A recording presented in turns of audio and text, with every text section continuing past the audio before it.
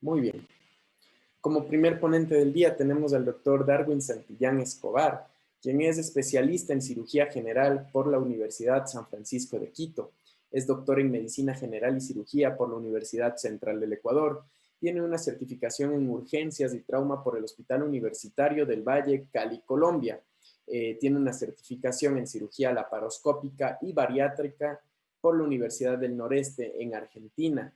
Esto, entre tantas cosas, es lo más detallado que podemos hacerlo para el doctor Darwin Santillán, quien intervendrá con el tema frecuentes en segundo nivel de atención.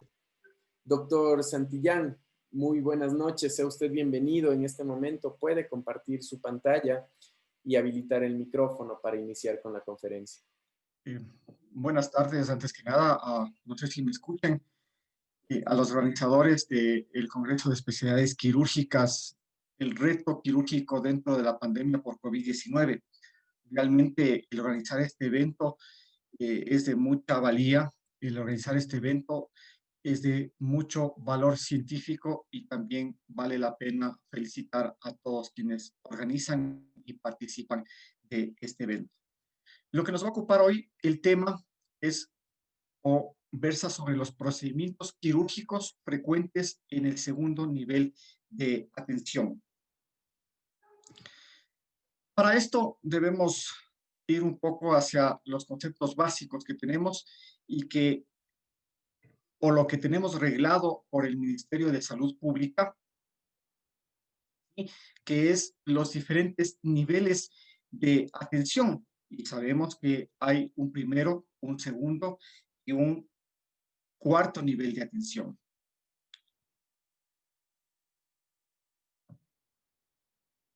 que son los que tenemos y los que están escritos a continuación.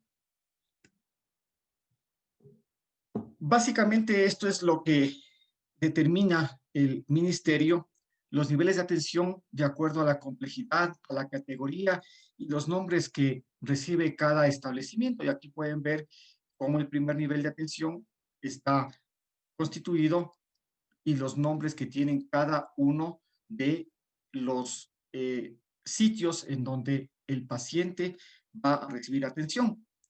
Tenemos un segundo nivel que ya será lo que nos ocupe más tarde. El tercer nivel de atención, que básicamente ya son centros especializados, hospitales generales básicamente. Tenemos un cuarto nivel de atención, como ustedes pueden ver a qué corresponde cada uno de el cuarto nivel de atención, y un nivel de atención que también está determinado y catalogado como un nivel de atención prehospitalaria.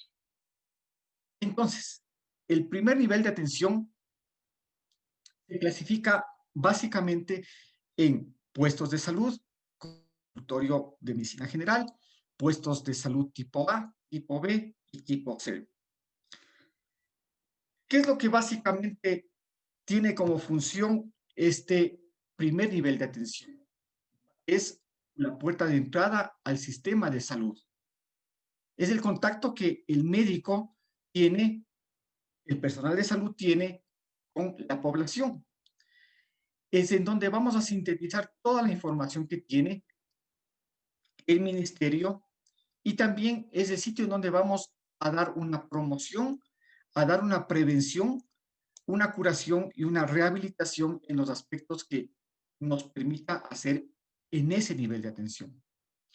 Se puede atender cierto tipo de urgencias y emergencias y básicamente está dado por la responsabilidad de la salud de los individuos. Tenemos luego un segundo nivel de atención. Digámoslo así, se subdivide en dos partes, que es uno ambulatorio y otro hospitalario. El ambulatorio, básicamente compuesto por los consultorios de especialidad, los centros de especialidades, los centros clínicos quirúrgicos ambulatorios, que hoy se conocen como hospital del día. Y tenemos el segundo nivel de atención, que es el hospitalario, que básicamente está dado por un hospital básico y un hospital general. En este nivel de atención, lo que habíamos indicado, están los consultorios y en donde tiene que tener un nivel de atención para pediatría, ginecología, medicina interna, cirugía general y, dependiendo del tipo de hospital, una terapia intermedia o eventualmente una terapia intensiva. Aquí debemos saber que se puede atender y debemos dar atención de emergencia a las 24 horas, una hospitalización, ¿sí? Y los servicios complementarios de diagnóstico, laboratorio, rayos X. Este segundo nivel de atención debe tener la facilidad de tener quirófano, dependiendo el nivel en el que estemos y el hospital, puede haber docencia. Igual se ocupa de la promoción, prevención, curación y rehabilitación de los pacientes. Luego pasamos a un tercer nivel de atención. Este también puede ser ambulatorio para centros especializados y hospitalario con hospitalización especializada y de subespecialidades. En este tercer nivel de atención se resuelven básicamente los problemas de salud de alta complejidad y son aquellos centros en donde hay tecnología de punta, en donde hay ya un quirófano mejor establecido, en donde hay medios diagnósticos un poco más complejos, como tomografía, resonancia, ¿sí? Y también tenemos que debe haber cuidados intensivos para la realización de todas estos procedimientos. También son centros que pueden tener ya subespecialidades y también en este tercer nivel de atención se puede realizar cierto tipo de trasplantes. Entonces, lo que habíamos indicado, básicamente está dado por un hospital especializado, un hospital de especialidades y también puede haber una unidad móvil especializada, con atención de emergencia a las 24 horas, hospitalización de cuidados críticos, un quirófano, digámoslo así, mejor equipado que un hospital básico, todos los servicios diagnósticos complementarios, laboratorio, tomografía, resonancia magnética, se hace docencia e investigación y todas las otras especialidades que deben tener en este sitio. Y vamos a un cuarto nivel de atención, en donde son básicamente centros de experimentación para ciertos registros preclínicos que se pueda hacer y centros de una alta subespecialidad. Por ejemplo, aquí entra el Hospital de Especialidades Carlos Andrade Marín. Aquí, básicamente, lo que se va a demostrar es que debe haber una buena casuística de los resultados o por lo menos con estudios de menor complejidad.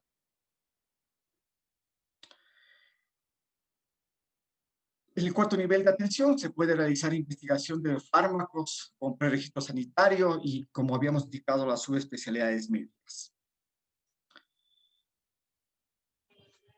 Y hay un nivel más de atención que se ha hecho o se ha establecido de acuerdo al Ministerio de Salud Pública y es el nivel de atención prehospitalaria.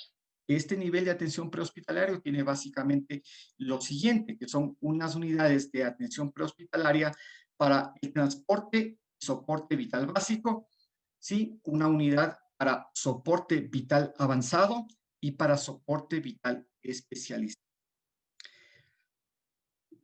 Entonces, si vemos en un sistema de referencia, podemos ver el primer nivel de atención, el segundo nivel de atención, que son hospitales básicos, un tercer nivel de atención y un cuarto nivel de atención. La atención prehospitalaria es todo lo que conlleva para el traslado, transporte, manejo de pacientes de un sistema a otro, es decir, desde el primer nivel de atención, digamos, tenemos un paciente con una apendicitis que está complicada y requiere atención no en el segundo nivel, sino en el tercer nivel.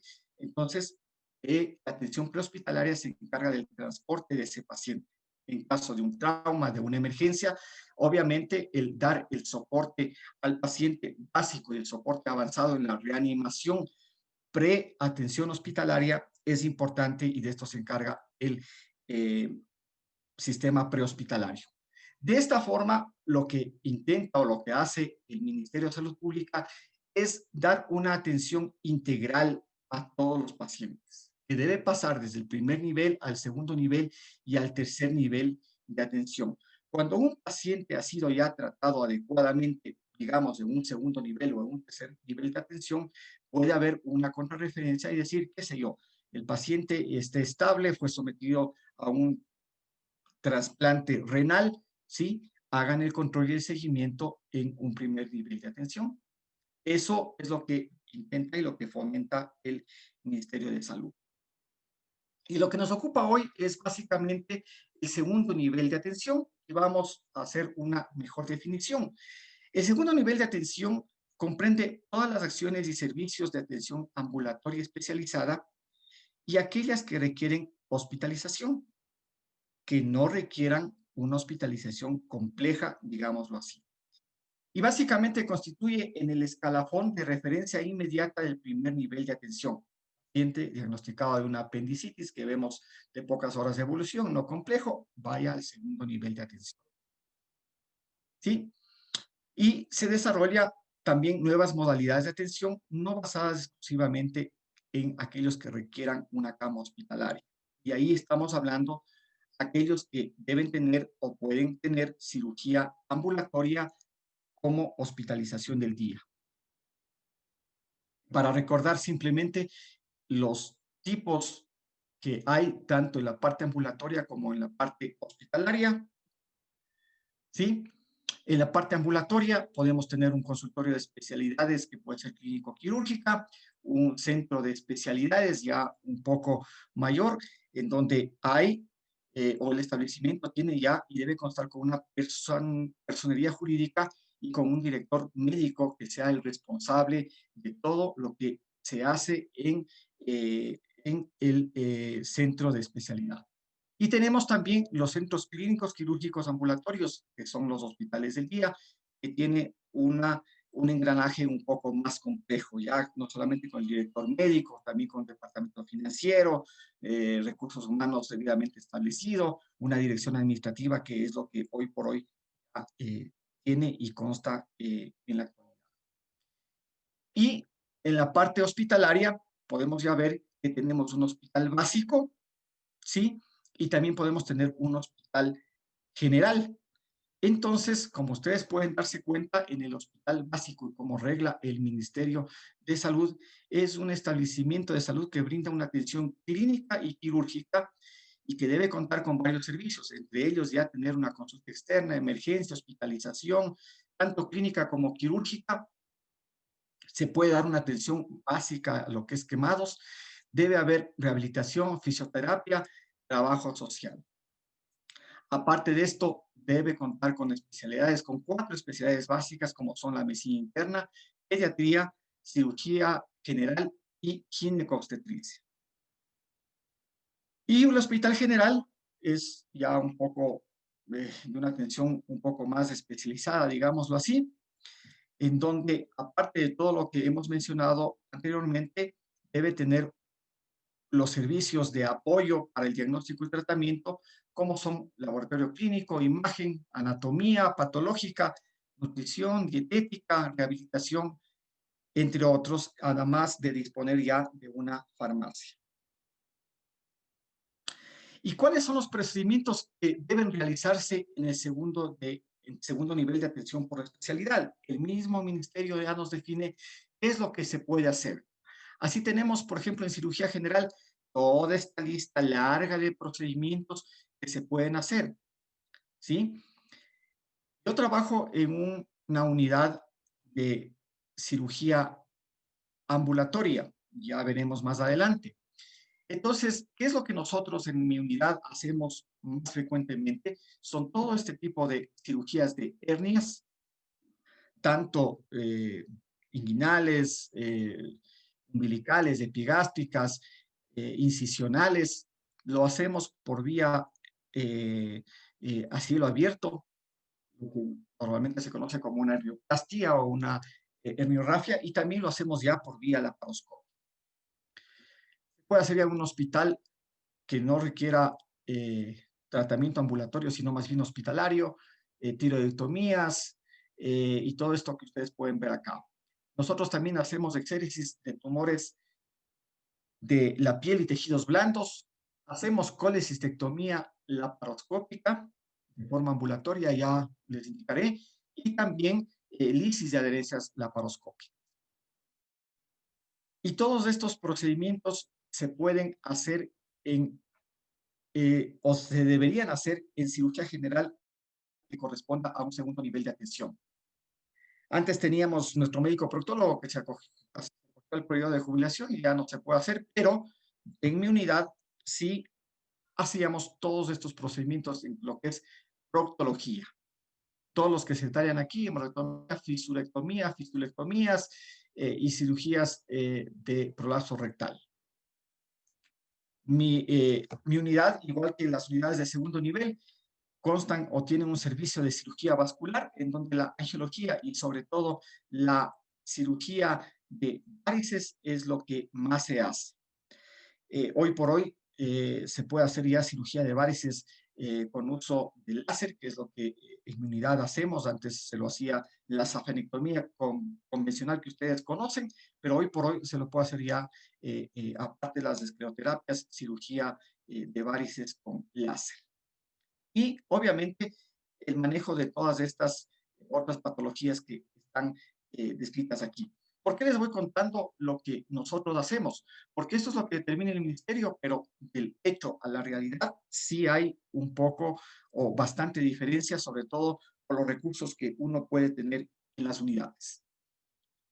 Estos son los procedimientos que en otorrinolaringología deberían hacer las unidades, son las que se describe aquí, desde rinoplastías, amidalectomías, laminoscopías, biopsias ganglionares, biopsias orales, todo eso se hace sin ningún problema, todos estos procedimientos en un segundo nivel. Y en lo que es la parte ginecológica, se puede hacer todos los procedimientos que ven aquí. Por lo general, en forma ambulatoria, en unidad hacemos ligaduras laparoscópicas, las salpingectomías y cirugía de quistes ováricos por vía igual laparoscópica con anestesia regional. Antes hacíamos, o se hacía con anestesia general, hoy por hoy con el avance tecnológico hacemos bastante cirugía laparoscópica ambulatoria con anestesia regional. Entonces, como pueden ver, la gama de procedimientos que deberían hacerse es bastante amplia. Oftalmología sí se ha quedado con prácticamente dos cirugías, que son la cirugía de catarata y los de pterygium, que son los que básicamente se hace en los servicios. En ortopedia, ustedes podrán entender que un paciente que requiere hospitalización no puede acceder a osteosíntesis grandes, a cambios de prótesis de cadera, a cirugías de cadera, cirugías más complejas, pero sí en ortopedia se hace osteosíntesis pequeñas, extracción de material que por alguna razón le molesta al paciente y todo lo que sea cirugía de pie y de mano sin ningún problema se lo puede hacer en segundo nivel y en cirugía ambulatoria. La urología básicamente se ha quedado en esta lista como cirugía más frecuente, básicamente en un segundo nivel queda relegado a lo que es circuncisión, orquiectomía, orquidopexias, vasectomías, hidrocelectomías, y hoy por hoy sí estamos haciendo en segundo nivel, bueno, nos hemos tomado la atribución de un nivel que es del tercer nivel, pero hacer cirugía de próstata, no abierta, sino la RTU, y hoy tenemos un equipo de láser, hay varios láser, el de Damio, nosotros tenemos láser verde, que es el que sin ningún problema se lo realiza en nuestra institución.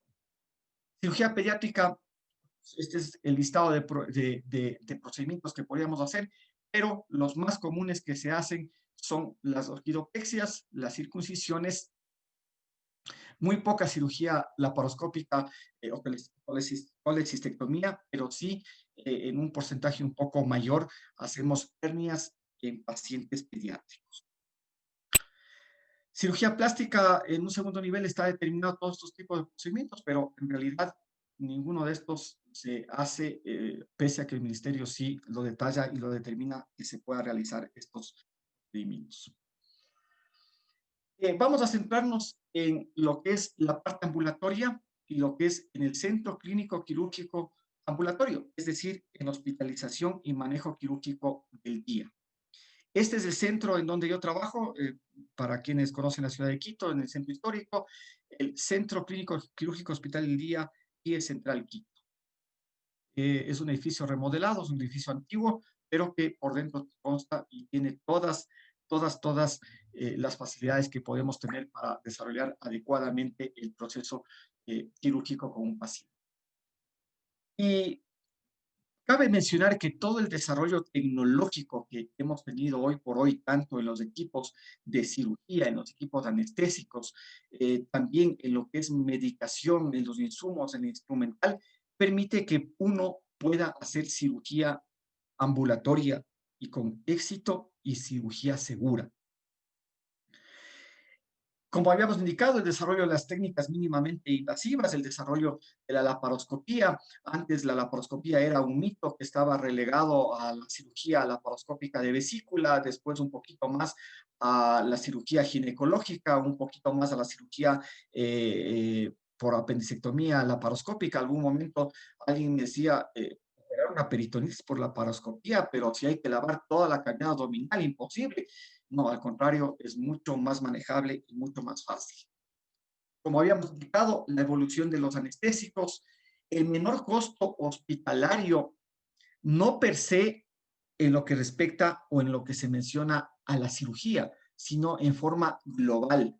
El menor costo hospitalario al hacer cirugía ambulatoria hace que se liberen más pronto camas hospitalarias y que por cada paciente el valor que corresponde a una, por ejemplo, una hernio lap, una cirugía de hernia laparoscópica con un paciente hospitalizado un día a un paciente que ha pasado 8, 10 horas de internación, obviamente el recurso hace que sea mucho menor.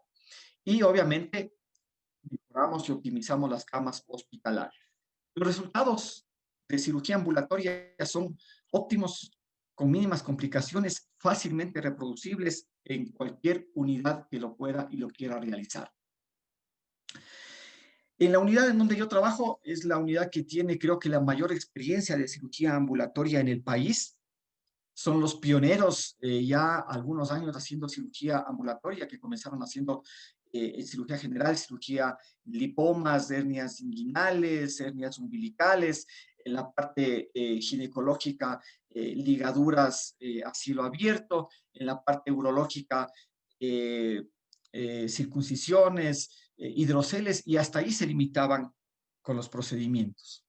Hace algunos años tuvimos la suerte de entrar a la unidad e iniciar el proceso de ampliar la cartera de servicios, de poder hacer algo más de cirugía ambulatoria y laparoscópica, y eso nos obligó a tener criterios de selección para un paciente que va a ser sometido a un procedimiento quirúrgico ambulatorio.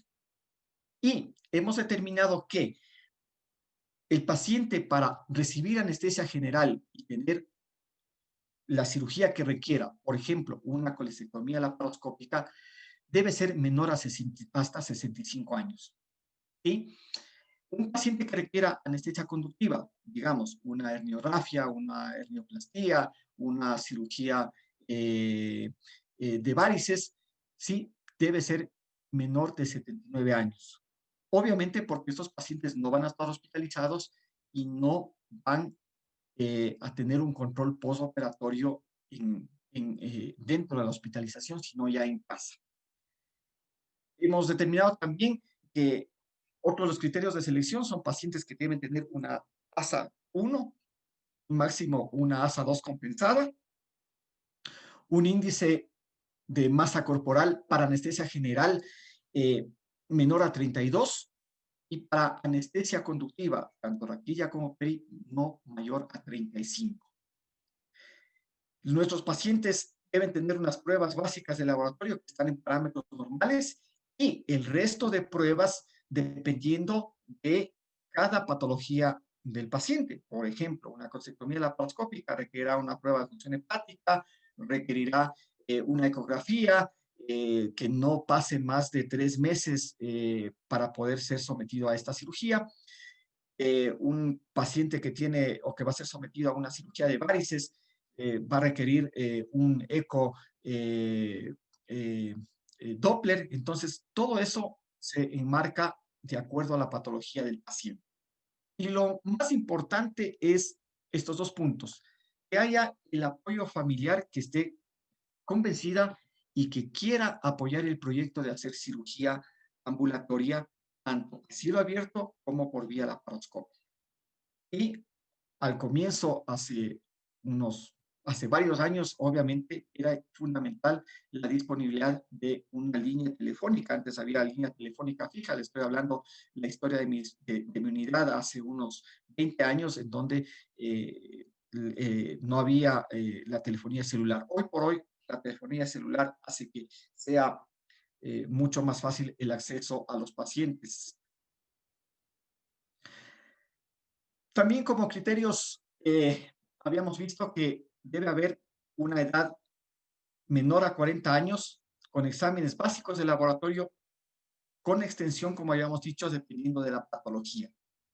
¿Sí?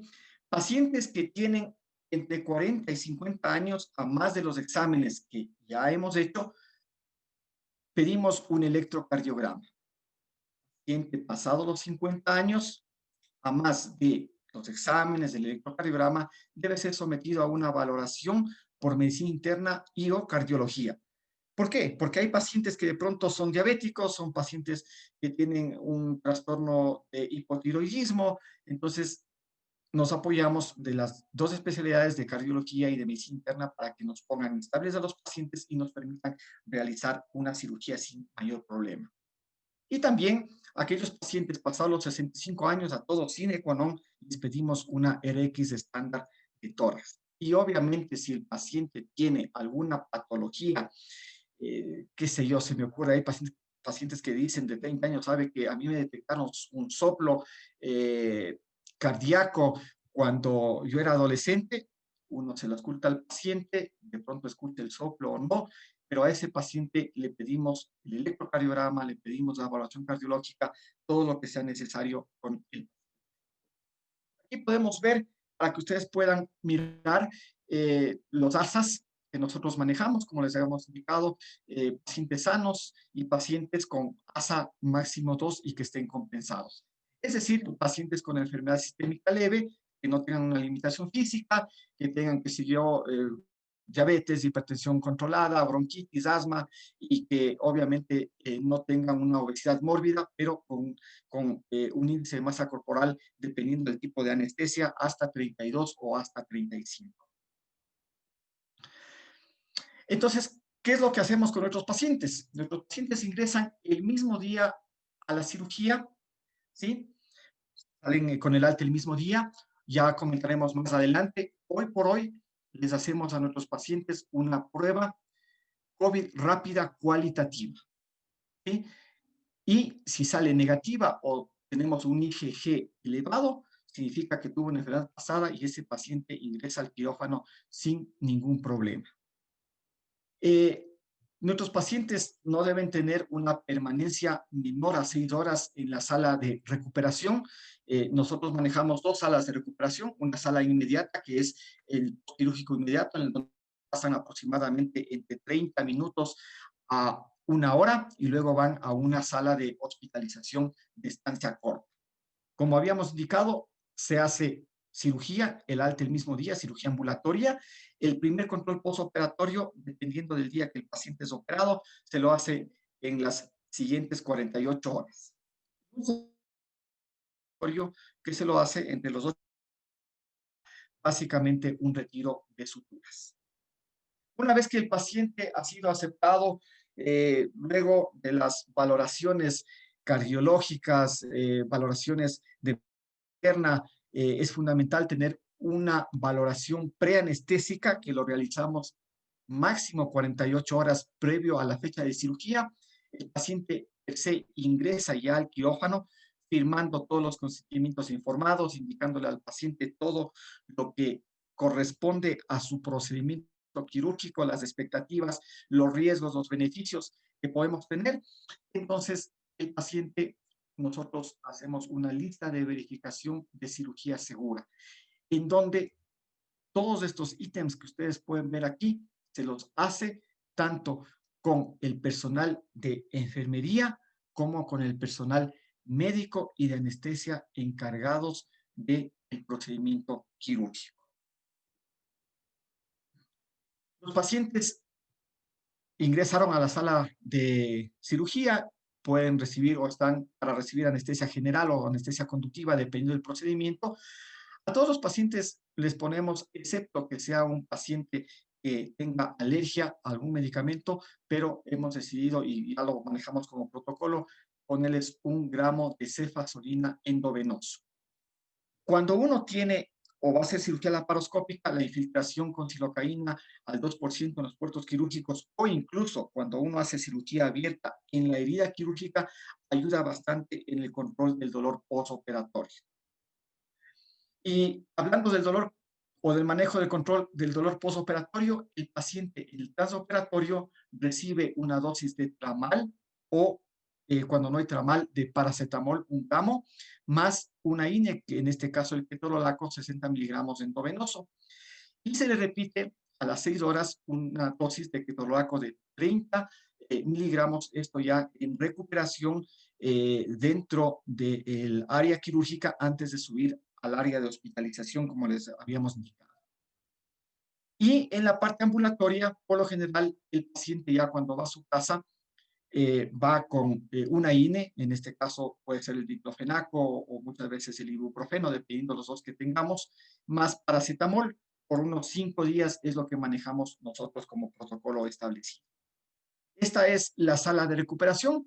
Tenemos 6 camas en donde los pacientes pasan monitorizados los primeros 30 minutos a 60 minutos después del procedimiento quirúrgico, y aquí sube ya a una sala ya de hospitalización de corta estancia. Dentro de los aspectos quirúrgicos también es muy importante, sobre todo cuando se hace anestesia general para una cirugía abdominal, el controlar la emesis.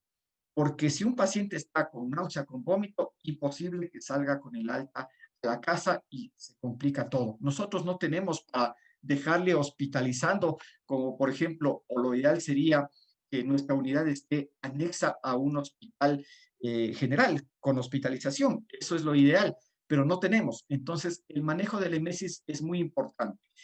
¿Y qué hemos hecho en el manejo del emesis? Ponerle una dosis de ondansetron de 4 miligramos al inicio de la cirugía. Cuando no hay ondansetron, ponemos un prokinético como la metoclopramida.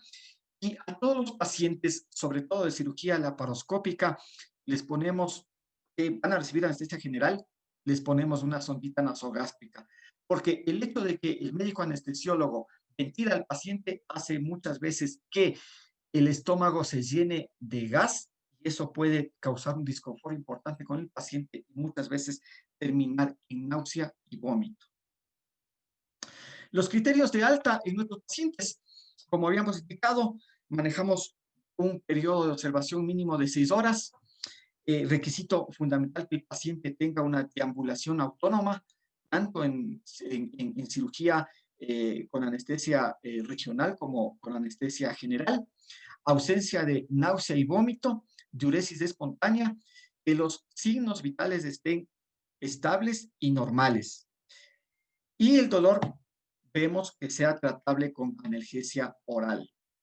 Requisito fundamental, la presencia de un familiar, que es la persona que se va a llevar los teléfonos de los médicos de la unidad, los teléfonos de la unidad, y sobre todo y principalmente las indicaciones a llevar y los signos de alarma que pueden alertar sobre cualquier eventual procedimiento que no tenga un desenlace adecuado, que no sea dentro de lo normal. Las cirugías más frecuentes que hacemos nosotros en la unidad, y ya me voy a referir sobre todo a lo que es cirugía general. En cirugía general básicamente hacemos los siguientes procedimientos. Hacemos la excisión de, en este caso, de lipomas, los más frecuentes localizados en la parte del tórax posterior, en la región cervical posterior, en los miembros inferiores, ¿sí? Entonces, la exéresis de estos lipomas, cuando son grandes, los hacemos sin ningún problema, y cuando son pequeños tratamos de seleccionar a aquellos pacientes que básicamente tienen dolor. ¿Por qué causa el dolor el lipoma? Porque seguramente está topando o está en contacto con una terminación nerviosa, y a veces he tenido pacientes que tienen lipomas muy chiquitos de 1 centímetro, centímetro y medio, 2 centímetros, pero que les causa gran dolor al contacto, a veces con la ropa, con la superficie. ¿Qué es lo que hacemos? El paciente ingresa en NPO, anestesia local, como podemos ver aquí, la incisión, la exéresis del lipoma, el retiro del lipoma y una sutura que se lo hace una sutura subtérmica con picril, que puede ser 3, 4 ceros, dependiendo el sitio y la extensión de la herida quirúrgica. Otra de las cirugías que nosotros hacemos cirugía de hernia umbilical, ¿sí? El paciente es sometido a la valoración y hacemos la cirugía de hernia umbilical, que puede ser una herniorrafia, puede ser con técnica de Mayo o técnica de paletón, con una sutura no absorbible, o cuando son hernias un poco más grandes, la colocación de un material protésico, es decir, de una malla, y estaríamos hablando de una hernioplastia. Otra de las patologías frecuentes que también tenemos en nuestra unidad son las hernias epigástricas, ¿sí? Que se localiza en la parte superior del abdomen. ¿Ya? Esto es por una falta de confluencia de los músculos de la pared abdominal superior. Básicamente son hernias congénitas que a veces pasan desapercibidas con el transcurso de los años del paciente, el aumento de volumen de la pared abdominal hace que aumente la presión intraabdominal y se puedan producir este tipo de hernias. Y también hacemos hernias incisionales, pero como nosotros tenemos una cirugía, una unidad ambulatoria y no hospitalaria, seleccionamos el tipo de hernias que hacemos.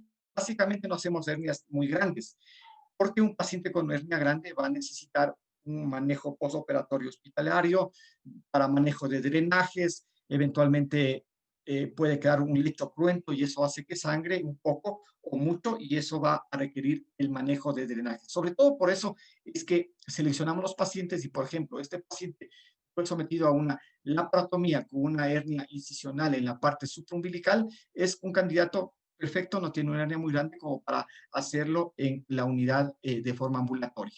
Igual, este paciente es sometido a una apendicectomía con una incisión de Rocky Davis, realizó o desarrolló una hernia incisional, es un candidato perfecto para cirugía ambulatoria. Pero ya no estos otros pacientes, como podemos ver, hay pérdida del componente o del continente abdominal. Esta hernia es una hernia gigante, entonces estos ya están reservados para un manejo hospitalario en un segundo o tercer nivel. También con menos frecuencia, pero sí hay en la unidad, hacemos hernias femorales o crurales. Saben ustedes que es más frecuente en el género femenino, y lo hacemos sin ningún problema. Esto lo hacemos con abordaje hasta hace 1 año y medio a cielo abierto. Hoy por hoy lo hacemos por vía laparoscópica. Y las hernias inguinales, que es lo más que tenemos en nuestra, como causística en nuestra unidad. Y aquí también vale la pena que podamos ir viendo qué es lo que tenemos. Entonces, una hernia inguinal básicamente es una protuberancia que encontramos en la región inguinal. Se presenta más o menos en el 5% de la población. En algún momento va a tener una hernia a la pared. 75% de estas hernias son inguinales y 5% son crurales, como habíamos indicado hace un momento. Las crurales o las femorales son las de baja incidencia. Un 66% son hernias indirectas. Los varones tenemos un 25% más de riesgo en hacer hernias, y la relación entre indirectas y directas va 2-1 en varones. Las hernias son pacientes que acuden todos los días a nuestra unidad, sobre todo pacientes de la tercera edad, ¿sí? Es una, como podemos indicar, es de alta prevalencia en nuestro medio. El paciente nos va a consultar por un bulto en la región inguinal, a veces por dolor, por distensión abdominal, y cuando ya ha habido un compromiso como una estrangulación o un encarcelamiento, puede haber náuseas, vómitos y otro tipo de síntomas. La edad, principalmente en niños, Las hernias indirectas van a ser en niños y en adultos y la directa más frecuentemente en los adultos. Las hernias inguinales, vale recalcar que son más de predominio masculino, las crurales más de predominio femenino, y la ocupación es un factor que nos puede determinar la aparición de hernias, como levantar pesos excesivos, puede ser un factor desencadenante, y otros factores como la tos, el esfuerzo al defecar, el paciente de la tercera edad que tiene problemas miccionales, puede desencadenar en un desarrollo de hernia. Entonces, como podemos ver aquí, el adulto mayor, el sexo masculino, la tos crónica, constipación, tabaquismo y la historia familiar de hernia puede ser un factor de riesgo. Ya habíamos mencionado por la consulta que nos hacen los pacientes, abultamiento, dolor abdominal. Y en el examen físico es fácil ver a veces a la inspección un bulto en la región inguinal, es una hernia, y a la palpación tanto el examen digital del conducto inguinal como de la región supra inguinal nos puede determinar que tenemos ya una hernia. Recuerden que siempre es bueno explorar y ver el lado contralateral, porque hay pacientes que vienen con una masa inguinal del lado izquierdo, el paciente dice, sí, doctor, tengo esta hernia, puje un poquito, se le salió y vemos una hernia fácilmente, pero muchos de estos pacientes pueden tener hernias ya en desarrollo o muy pequeñas del lado contralateral. Entonces es bueno examinar los dos lados. La mayor parte del diagnóstico de las hernias se lo hace clínicamente. Hay estudios que se los puede realizar como ecografía, tomografía, resonancia magnética, pero hay que seleccionar esos casos, porque hay pacientes que vienen con dolor crónico por una inguinodinia, por una pubalgia, en medicina general o muchas veces en el primer nivel le hicieron ya un eco de la región inguinal y la ecografista nos pone hernia inguinal de 2, 3, 4 milímetros. Y el paciente se convenció que la causa del dolor es esa hernia, cuando en realidad examinándole al paciente uno muchas veces puede ver que no hay hernia.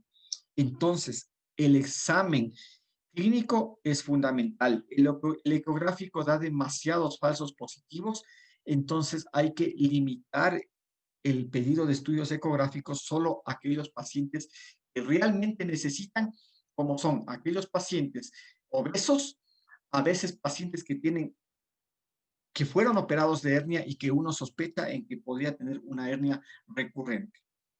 Para mencionar nada más, en 1991 se hizo la clasificación de Nayus, que es la que más se maneja hoy por hoy.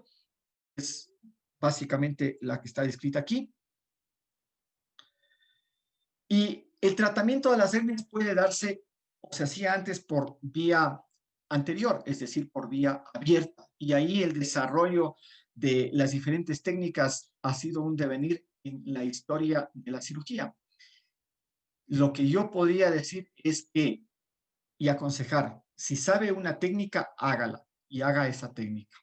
Nosotros básicamente hacemos hoy por hoy la técnica del Liechtenstein, que es un abordaje anterior con una colocación de una malla en el piso o en la base del conducto inguinal.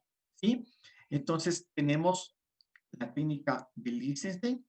Tenemos también otro que puede ser colocado una prótesis preperitonealmente, ¿sí? Tenemos una técnica que se llama de Moran, una de River. Estas son también buenas técnicas, pero no hay que complicarse demasiado, sino hacer. Algún rato yo escuché, haz lo más sencillo, que te dé buenos resultados y que no complique. Entonces, hacer un Liechtenstein es bueno. Y la clasificación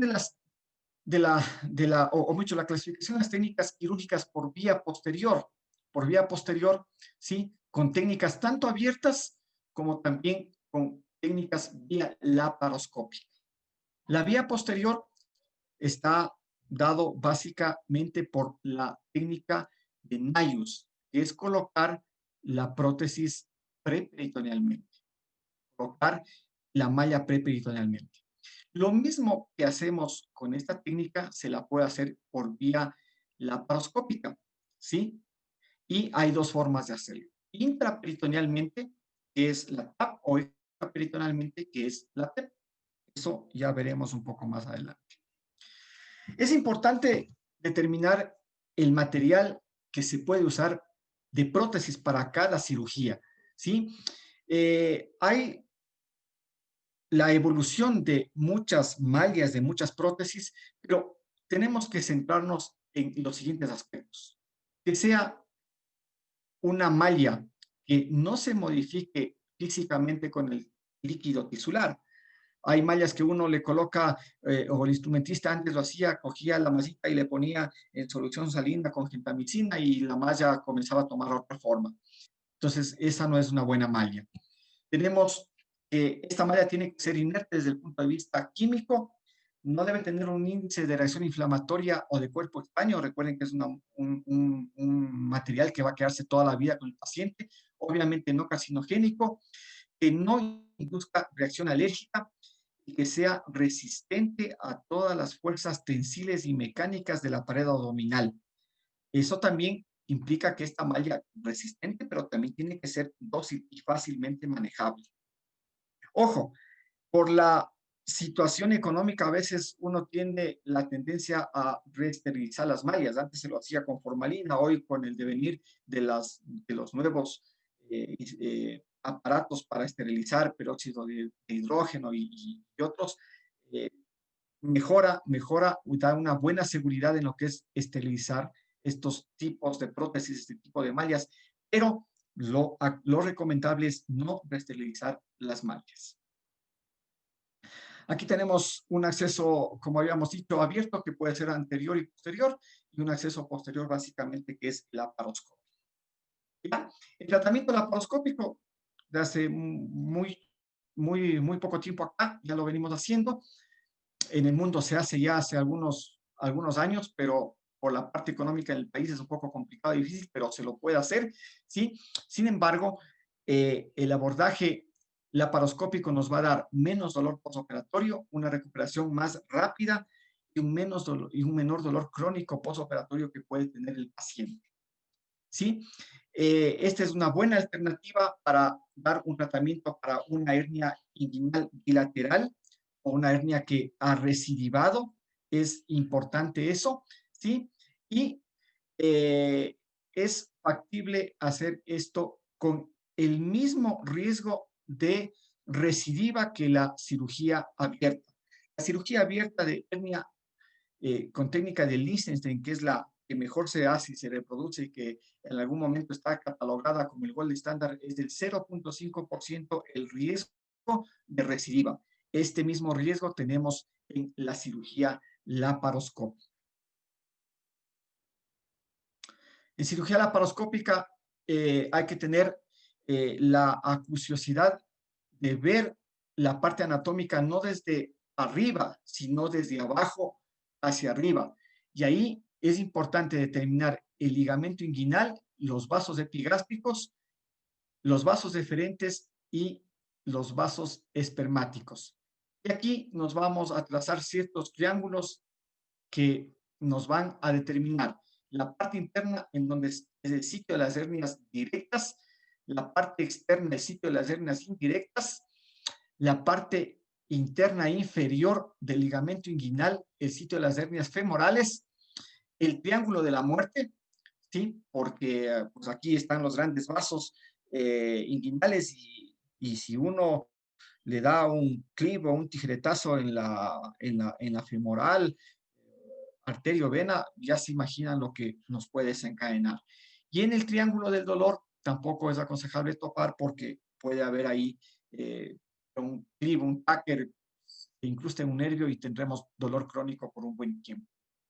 Esto que ven aquí, pasado acá a ya una fotografía de cirugía, y se ve más o menos, ¿sí? Esto es una cirugía de la unidad, logramos tomar en la mañana más una gráfica, tenemos el saco herniario grande, el peritoneo que hemos tratado y como habíamos indicado, la zona de la muerte, la zona 3 es la que hay que tener en cuenta. La zona externa es en donde también debemos tener cuidado porque va a causar dolor, y la zona interna en donde básicamente está el sitio de las hernias directas. ¿Ya? Esta es una de las mallas. La malla se la pone de 15, de 10 por 15, ¿sí? Y yo procuro hacerle una muesquita acá para la parte externa, para no disecar tanto el peritoneo. Ingresa por uno de los trócares, ya vamos a ver más adelante. Y aquí le estamos desplegando la malla ha quedado desplegada completamente. La mayor parte de expertos aconsejan poner por lo menos 5 fijadores, 5 tackles, 5 según strap. Esos también han ido evolucionando desde los metálicos hasta los que hoy son de polipropileno, que son los ideales y los más fácil de sacar y manejar. Y también hoy por hoy se utiliza el cianocrilato para poder pegar y fijar la malla. Entonces nosotros le estamos colocando unos Seguristrap, no son los tackers son metálicos, son como una colita de cerdo, hemos colocado en donde corresponde y tenemos ahí. Y esta es la cirugía. Vamos a ver si puede correr un pequeño video para ir viendo, ¿sí? Tenemos una hernia inguinal bilateral a los dos lados. Como podemos ver, en este sitio está la vejiga. Hemos disecado ya. Estamos viendo la zona externa del dolor, una hernia inguinal indirecta. Este es el sitio este es el ligamento inguinal, la vejiga acá abajo, sitio de hernias femorales, de las hernias directas, triángulo de la muerte y el saco que habíamos tenido. La malla, como habíamos indicado, le ponemos, es una malla dócil, fácilmente manejable, pero muy resistente también. Y la estamos desde afuera hacia adentro, es decir, esta es una hernia, estamos operando el lado derecho, hemos despegado la malla, ¿sí? Tiene que quedar sin arrugas, completamente extendida, estamos colocando los Seguristrap para poder fijar la malla. Recuerden, aquí está el orificio del lado de la hernia inguinal indirecta. Aquí tenemos la sutura ya de los dos lados. Suturamos el peritoneo con Vicryl, una sutura absorbible en 70 días, y eso es la parte quirúrgica en cuanto.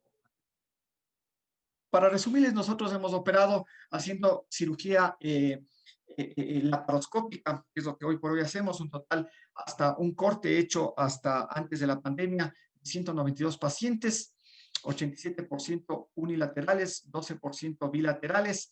Tuvimos una complicación con una perforación vesical en un paciente que fue antes operado una próstata, ¿sí? Nos perforamos la vejiga con una rafia primaria y colocación de una sonda vesical 8 días, fue bien, no hubo ningún problema con el paciente. Nuestros pacientes en la evaluación postoperatoria todos toleraron al 100% la vía oral. La tolerancia al dolor fue igual en todos los pacientes. Tuvimos una infección del sitio quirúrgico y 4 pacientes con seroma, que fue drenado por una punción con una jeringuilla y nada más, y se resolvió sin ningún problema. Las ventajas de una técnica laparoscópica, ¿sí? Bueno, hay que tener un poco la experiencia de hacer cirugía abdominal, de vesículas, de quistes de ovario, de apendicectomías. Entonces, el hacer la técnica TAP es un espacio más grande, uno como cirujano está un poco más a gusto en los espacios grandes, y eso facilita hacer este procedimiento, ¿sí? Podemos tener una excelente visión de toda la pared de la cavidad abdominal, y muchas veces uno puede encontrar hernias bilaterales cuando hay una hernia de contralateral que es pequeña, como les habíamos indicado, y si estamos ahí sin ningún problema tratamos en ese momento. Tenemos una mejor reparación anatómica, ¿sí? Porque no es que hacemos la disección de todos los tejidos como lo hacemos con vía anterior. Tenemos una menor necesidad para fijar la malla, con 3 o 4 tackers o con cianoacrilato va muy bien, y esto nos da un menor postoperatorio. Con eso el paciente va pronto a su casa. En conclusión, con la cirugía laparoscópica de hernia vamos a tener un mejor control del dolor postoperatorio, que se lo da también por infiltración con anestesia local en los puertos quirúrgicos, evacuar todo el neumoperitoneo, trabajar con neumoperitoneo a presiones bajas de 10, de 12, eso es fundamental, y esto nos va bastante bien. Y por cierto, haciendo cirugía laparoscópica, hemos visto que nuestros pacientes regresan a los 7 días a sus actividades laborales normales sin ningún problema, a diferencia de los pacientes sometidos a hernioplastia a cielo abierto, que se demoran alrededor de 15 días, incluso algunos hasta 21 días. Y la otra patología que voy a presentar es la cirugía de cálculos en la vesícula, la famosa colelitiasis, que ustedes ya saben y que podemos tener.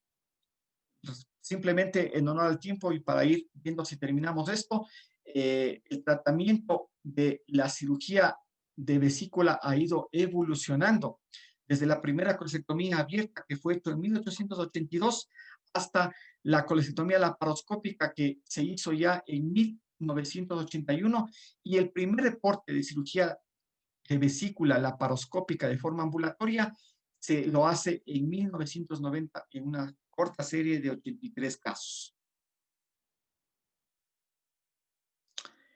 Y vamos viendo los reportes, como les habíamos indicado, de colectomía laparoscópica ambulatoria. Esto no es nuevo, en Estados Unidos ya se hizo, y hay algunos reportes que han tenido éxito y sin ningún problema. Nosotros tenemos un estudio de nuestros pacientes con los mismos criterios de selección para todos los pacientes.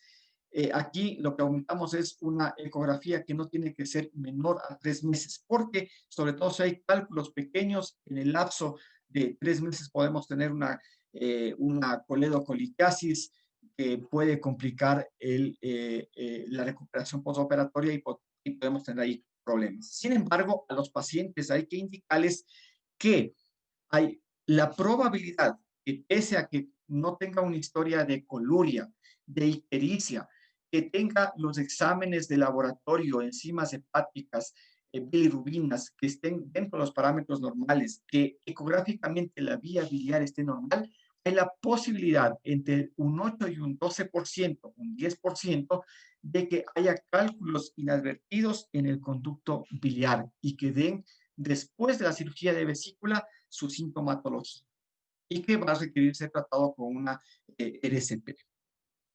Los pacientes ingresan con los mismos criterios que habíamos indicado hace un momento. Nada ha cambiado ahí. En los aspectos quirúrgicos, lo que sí hay que tener cuidado en hacer una buena disección del triángulo de Calot pegado hacia la parte vesicular, no irnos como al comienzo, cuando se aprendía a hacer cirugía laparoscópica, se iba y se disecaba casi hasta la vía biliar, hasta el colédoco, y ahí era en donde teníamos las lesiones, ¿sí? Y luego la exéresis de la vesícula, que tiene que ser, por lo general, desde el cuello hasta el fondo. Trae la vesícula en un látex por el puerto umbilical. Nosotros, y hay algunos estudios que irrigar silocaína unos 10 centímetros en el lecho vesicular menora el dolor, y eso sí es así. Nosotros al comienzo, cuando recién comenzábamos a hacer cirugía laparoscópica de vesícula, incluso infiltrábamos con silocaína el arco subcostal derecho para minorar el dolor. Después abandonamos eso, pero lo que sí no hemos abandonado, incluso yo no abandono en la parte privada, es dejar silocaína en el lecho hepático, en el lecho quirúrgico. Eso hace que el dolor sea mucho mejor y más tolerable. Obviamente, el retirar el neumoperitoneo al final de la cirugía es importante para el control del manejo del dolor. Los mismos aspectos quirúrgicos que habíamos visto, manejamos igual, ¿sí? Los criterios del alta siguen siendo los mismos que cirugía herniaria, eso es, y no solamente para cirugía de hernia, sino también para todas las cirugías que hacemos en la unidad. Y vamos a presentar lo que tenemos, nuestra casuística. Hasta antes de la pandemia hemos operado 857 pacientes. De estos, 65% son mujeres, 35% son hombres, con sus edades promedios que pueden ver aquí, y la distribución de la patología que hemos encontrado en estos pacientes. 95% con colelitiasis sintomática, dada básicamente por dolor, cólico en la parte superior, disconfort abdominal, exceso de gases, sensación de llenura, por lo que consultan nuestros pacientes. Un 24% de pacientes con pólipo vesicular, ¿sí? Son 34 pacientes que corresponden prácticamente al 4% y que tienen criterios para ser operados. Porque si hay que hacer énfasis en esto, no todos los pólipos vesiculares tienen que ser operados. Hay criterios. Uno de esos, tamaño, más de 1 centímetro. Segundo criterio, independientemente del tamaño, que tenga 2 o más pólipos. Los pacientes no tienen estos dos criterios. Hay que hacerles el seguimiento ecográfico cada 6 meses o cada año. Y si en los controles ecográficos vemos que los pólipos han incrementado en tamaño o en número significativamente, hay que extirpar la vesícula por el riesgo o la relación que hay con el cáncer vesicular.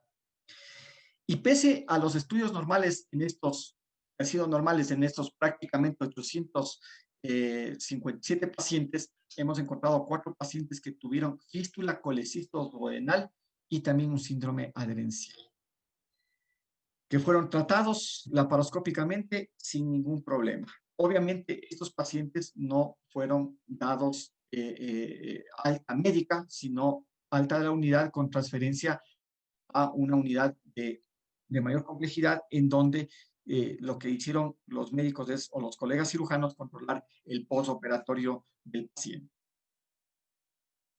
Los resultados, el 100% de nuestros pacientes con una buena evolución postquirúrgica, con una buena tolerancia al dolor, a la vía oral.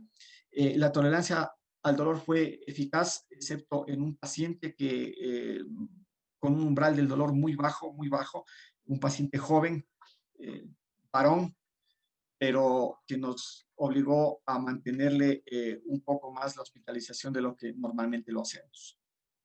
Un paciente requirió hospitalización porque tuvo una taquicardia transitoria, una paciente de 34 años sin ningún antecedente, pero en el postoperatorio tuvimos una taquicardia transitoria que nos obligó a la hospitalización en emergencia, a realizar un electrocardiograma y el manejo de cardiología. De todos estos pacientes, excepto esta paciente, todos fueron dados el alta al cumplir mínimo 6 horas del postoperatorio, con un promedio que manejamos en unidad de 7.2 horas de hospitalización. Lo que les acabo de presentar, los 857 pacientes, es un corte a marzo, exactamente a febrero de este año, pero ya hicimos un pequeño estudio nosotros en el 2015, en donde ahí apenas teníamos el tercio de pacientes que tenemos ahora, unos 300 pacientes con un promedio de 40 años, porque al comienzo comenzamos a operar pacientes de muy corta edad, de 25 años, de 30 años, por el recelo y el temor que teníamos de hacer una colecectomía laparoscópica, cuando ustedes saben que en otras unidades la hospitalización es por lo menos 24 48 horas. Entonces nosotros, a la cirugía ambulatoria en la unidad, teníamos al comienzo el temor y comenzamos a hacer cirugía hasta pacientes de 25, 30 años. Posteriormente fuimos subiendo y hoy por hoy hacemos tranquilamente pacientes con diabetes, hipertensos, con algún otro trastorno, pero que esté compensado hasta 64 años. Nuestro estudio se compara y se ve básicamente igual que las otras series. Conclusiones. Es importante establecer el costo y el beneficio de hacer una cirugía laparoscópica ambulatoria, que el paciente esté aceptando el procedimiento y ofrecer al paciente que esta cirugía es segura, y así lo es. La colecectomía laparoscópica hoy por hoy es el gold estándar y es el tratamiento de elección por los múltiples beneficios que ustedes conocen: pronto retorno a la vida laboral, pronta recuperación de la vía oral con un dolor postoperatorio mínimo, y eso va bien para el paciente, al menos joven, que tenemos en nuestra población y que requiere seguir laborando. El dolor postoperatorio en lo que es cirugía laparoscópica, perdón, de vesícula, nos hemos dado cuenta que se controla bastante bien cuando infiltramos los puertos quirúrgicos, cuando dejamos también el anestésico en el lecho vesicular. La evacuación del neumoperitoneo total es importante. Sobre todo, también nos hemos dado cuenta que a menor tiempo quirúrgico, menos dolor con los pacientes. Hemos tenido cirugías cortas de 20 a 25 minutos, con cirugías un poco más largas de 45 60 minutos, y nos hemos dado cuenta que incluso la emesis en los pacientes con menos tiempo quirúrgico es mucho menor que en aquellos que tienen mayor tiempo quirúrgico. Y bueno, eso era nuestra realidad antes de la pandemia y de la época de COVID. Y dado que este es un congreso de especialidades quirúrgicas con el reto quirúrgico dentro de la pandemia, seguramente en el programa académico habrá profesionales que van a hablar sobre este tema, pero para dejarles la inquietud, hoy por hoy nosotros tenemos que someter al paciente, y no solo al paciente, sino también a los profesionales sanitarios, a una seguridad extrema en lo que es la cirugía. Es importante el uso adecuado de los EPPs. Nosotros tenemos cirugía o es una unidad limpia en donde todo el equipo quirúrgico, médicos, enfermeras, personal de limpieza, todos hemos conseguido en otra unidad, no idealmente hacernos una prueba TR-PCR, pero sí al menos una prueba cualitativa que en algo nos ayuda. Y los pacientes también son sometidos a este tipo de pruebas el día de la cirugía. Es importante la prevención, no nos olvidemos de los 3 ejes fundamentales: el adecuado aseo de manos, si no se puede lavarse las manos, use el alcohol gel, el uso de mascarilla, que se hace una prenda habitual entre nosotros, el distanciamiento social, que también es importante. Saben eso, hay que aconsejar a los pacientes, porque hay pacientes que de pronto van a la consulta y van con su niño, con su mamá, entonces hay que ir educando a los pacientes. Un cuadro de, ustedes ya saben más que nadie cómo desinfectarse las manos, cómo lavarse las manos, ¿sí? Y como les había dicho, hoy por hoy estas prendas son importantes, desde las quirúrgicas, las AN, las N95, y para mi pequeño, la de Superman, no queda más. Varias pruebas que nosotros, o que idealmente se debería realizar, un PCR, pero si no hay, los test de COVID, tanto las pruebas cualitativas como las cuantitativas, es importante para la protección del personal. La adecuada interpretación de los resultados de las pruebas, de el resultado de las inmunoglobulinas, dependiendo de la fase en la que se encuentra la enfermedad. No olvidar esto es importante, hacerse la prueba y saber en qué fase puede estar para tener una determinación adecuada de la misma.